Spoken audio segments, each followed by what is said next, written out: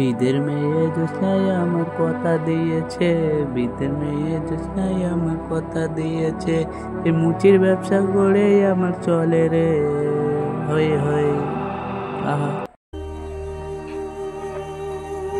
ওরে এখানে দেরকে কি করতেছে?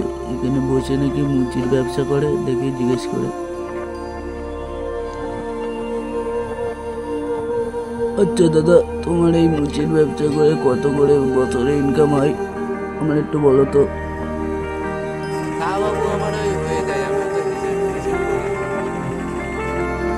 এখানে কিছু টাকা আছে, তোমার কাজে লাগবে।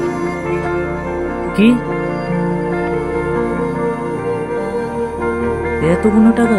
আমি তো জীবনে এতগুলো টাকা একসাথে দেখিনি। আল্লাহ,